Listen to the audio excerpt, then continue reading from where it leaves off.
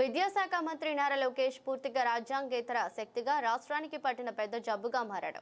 రాష్ట్రంలో గత 14 నెలల్లోనే గురుకుల పాఠశాలలో 900 మంది విద్యార్థులు ఆసుపత్రుల పాలయ్యారు. మానవ హక్కుల సంస్థ నివేదిక ప్రకారం దేశం మొత్తం మీద 3 ఏళ్ల కాల పరిమితిలో ఏ రాష్ట్రంలోనూ ఇంతమంది విద్యార్థులు అనారోగ్యాల బారిన పడటం అనేది లేదు. ఇది చంద్రబాబు, పవన్ కళ్యాణ్, నారా లోకేష్ ఉమ్మడిగా సాధించిన ఘన విజయం. సంక్షేమ హాస్టళ్లలోకి అకస్మాత్తుగా వెళ్లి అక్కడి భోజనాన్ని బిల్ గేట్స్ కి, నారా లోకేష్ కుమారుడు దేవాంశ్ కి, పవన్ కళ్యాణ్ కొడుకు పవన్ విచ్ కి తినిపిస్తారా అని చంద్రబాబుకు సవాల్ చేస్తున్నామన్నారు. టీజేఆర్ సుధాకర్ బాబు, మాజీ ఎమ్మెల్యే. ముఖ్యమంత్రిగా పూర్తిగా రాజ్యాంగ ఇతర శక్తిగా మన రాష్ట్రానికి ఓ భయంకరమైన జబ్బుగా మారిన శ్రీ నారా లోకేష్ గారి యొక్క వ్యవహార శైలి, ఆయన పరిపాలించే విధానము, ఆయన చేస్తున్న రాజకీయ క్రీడలు, ఆయన హాజరవుతున్న క్రీడలు, మంత్రిగా ఆయన సాధిస్తున్న ఘన విజయాలకు సంబంధించిన సమాచారాన్ని నేను సవివరంగా ఈ రోజున మీ ద్వారా ఈ ఆంధ్ర రాష్ట్ర ప్రజలకు వివరించి చెప్పాలనే ఉద్దేశంతో ఈ పత్రికా సమావేశం నిర్వహించడం జరుగుతుంది. రాష్ట్రంలో 900 మంది విద్యార్థులు వివిధ సందర్భాలలో ఆసుపత్రుల పాలై ప్రాణ భయంతో త్రుటిలో ప్రాణాపాయాన్ని తప్పించుకున్న వాళ్ళు ఈ 14 నెలల కాలంలోనే 900 మంది విద్యార్థులు ఆసుపత్రి పాలయ్యారు. గత గణాంకాలలో 2019 మధ్య కాలంలో దేశం మొత్తం కూడా హ్యూమన్ రైట్స్ డిపార్ట్మెంట్ ప్రకటించిన నివేదిక అనుసారంగా 2019 సంవత్సరం మధ్యకాలంలో దేశం మొత్తం మీద 3 సంవత్సరాల కాల పరిమితిలోనే ఆ నెంబర్ లేదు. కానీ చంద్రబాబు నాయుడు గారు, వారి కుమారుడు పవన్ కళ్యాణ్ ముగ్గురు ఉమ్మడిగా సాధించిన ఘన విజయం ఈ రాష్ట్రంలో ఏంటంటే కేవలం 14 నెలల కాలంలోనే అనాథనైన బిడ్డలకు, ఆ సంక్షేమ హాస్టల్లో చదువుకునే చిన్న బిడ్డలకు, గురుకుల పాఠశాలలో చదువుకునే చిన్న బిడ్డలకు,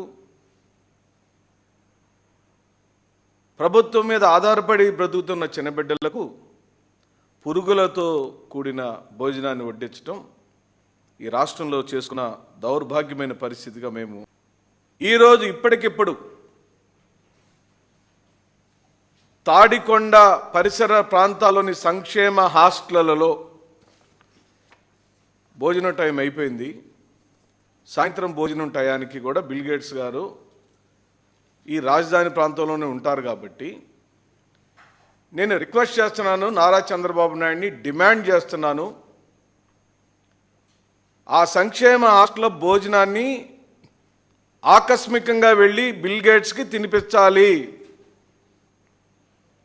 బిల్ గేట్స్ని తెస్తాం కాబట్టి మళ్ళీ ప్రత్యేకమైన వంటలు వండి పెట్టడం కాదు. ఏ గురుకులాలలో అన్నం తిని పాచిపోయిన చట్నీ తిని మా బిడ్డలు ఆసుపత్రులు పాలయ్యారో ఆ సంక్షేమ హాస్టళ్లలోనూ ఆ గురుకుల పాఠశాలకు సంబంధించిన హాస్టల్ యొక్క భోజనాన్ని ఎవరికీ చెప్పకుండా చంద్రబాబు నాయుడికి బాగా ఇష్టమైన ప్రక్రియ అయిన ఆకస్మిక తనిఖీ రూపంలో ఆ హాస్టల్లో భోజనం పెట్టమని డిమాండ్ చేస్తున్నాం. ఒక బిల్ గేట్స్కే కాదండి, ఈ రాష్ట్ర విద్యాశాఖ మంత్రి అయిన నారా లోకేష్ గారి పుత్రుడైన దేవాంశ్కి కూడా భోజనం పెట్టాలి. దేవాంశ్కే కాదు, శంకర్ పవనోవిచ్, పవన్ కళ్యాణ్ గారి కుమారుడికి కూడా ఆ పాచిపోయిన ఇడ్లీ, ఆ కుళ్ళిపోయిన చట్నీ భోజనం పెట్టాలి. బయట పిల్లలకు ఈ రాష్ట్ర ప్రభుత్వం చూపిస్తున్న వికృతమైన న్యాయాన్ని మన బిడ్డల దాకా వస్తే ఎంత బాధ కలుగుతుందో అని చెప్పటమే మా ఉద్దేశం. ఉచితంగా పెడుతున్న భోజనం కాదు, ప్రభుత్వం యొక్క నిధులతో హాస్టల్లో పెడుతున్న భోజనాన్ని మీరు ఏ కాంట్రాక్టులకు ఇచ్చారో, గత ప్రభుత్వంలో ఉన్న కాంట్రాక్టులు ఈరోజు ఎందుకు లేరో, నిన్న కేటాయించిన బడ్జెట్ కేటాయింపులలో సాంఘిక సంక్షేమ శాఖకి మీరు కేటాయింపులు ఎంత చేశారు, ఆ పాఠశాల నిర్వహణకు ఎంత ఖర్చు పెట్టారో సవివరంగా చెప్పమని వైఎస్ఆర్ కాంగ్రెస్ పార్టీ డిమాండ్ చేస్తుందని చెప్పి అంటున్నాం. ఏమండి, ఏకొండూరు కేజీబీవీలో విద్యార్థులపై ఎలుకల దాడి మీకు కంటికి కనపడట్లేదా నారా చంద్రబాబు నాయుడు గారు? తిరుపతి జిల్లా చంద్రగిరి ప్రభుత్వ జూనియర్ కళాశాలలో నాసిరకం మధ్యాహ్న భోజనంతో విద్యార్థులకు అస్వస్థత, సుమారుగా 26 మంది విద్యార్థులకు విరోచనాలు, వాంతులు చేస్తున్నాం. ఈ హాస్టళ్లలో చంద్రబాబు నాయుడు యొక్క పరిధిలో ఉన్నాయా లేవా? నారా లోకేష్ యొక్క విద్యాశాఖ పరిధిలో ఉన్నాయా లేవా? హరిజన గిరిజన సంక్షేమ హాస్టల్ పరిధిలో ఉన్నాయా లేవా? ఈ బిడ్డలు మన ఆంధ్రప్రదేశ్ వాళ్ళు కాదా? ఎన్టీఆర్ జిల్లా కొండూరు మండలం పెదతాండాలో అంగన్వాడీ 5 మంది, అంటే ఇక్కడ ఒక కళాశాల, ఇదొక అంగన్వాడీ. పుట్టిన చిన్నపిల్లవాడి దగ్గర నుంచి ఇంటర్మీడియట్ డిగ్రీ చదువుకునే బిడ్డల వరకు ఇంత దారుణాతి దారుణంగా ఈ రాష్ట్ర ప్రభుత్వం ఇంత హీనంగా చూస్తుంటే ఇది తప్పనిసరిగా హ్యూమన్ రైట్స్ దృష్టికి తీసుకెళ్లాల్సిన సమస్య. నేను ఎవిడెన్స్తోనే వచ్చాను.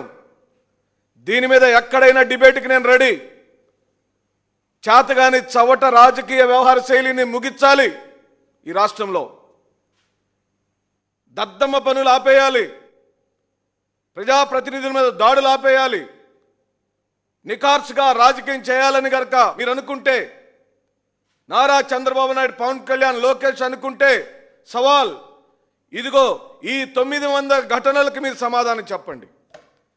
మీ దగ్గర ఏమాత్రం చీమునెత్తురుంటే, ప్రజలచే ఎన్నుకోబడిన ప్రజాప్రతినిధులుగా మీరు భావిస్తే, మేము ఎట్టాగా భావించట్లేదు, రాష్ట్ర ప్రజలు ఎవడో భావించటం లేదు. మీరు అనుకుంటున్నారు కదా బిల్ గేట్స్ని తెచ్చి రాష్ట్రంలో ఉన్న వాళ్ళందరినీ మభ్యపెట్టాలని, మాయ చేశాలని, హైటెక్ ముఖ్యమంత్రిగా పేరు తెచ్చుకోవాలని మీరు అనుకుంటున్నారు కదా. నీ హైటెక్ పిచ్చ చల్లంగుండా ఈ సంగతి చూడండి. కొండలో శ్రీ చైతన్య నవోదయలో 6వ తరగతి చదువుకున్న చిన్న బిడ్డ ఉరేసుకొని చచ్చిపోయాడంట.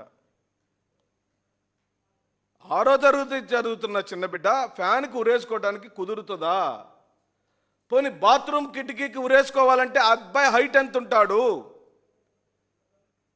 ఇవి కదా పట్టించుకోవాల్సింది. ఇవి పట్టించుకోవాల్సిన విద్యాశాఖ మంత్రి, ఇవి చూడాల్సిన విద్యాశాఖ మంత్రి ఎక్కడున్నాడు తెలుసా అన్న?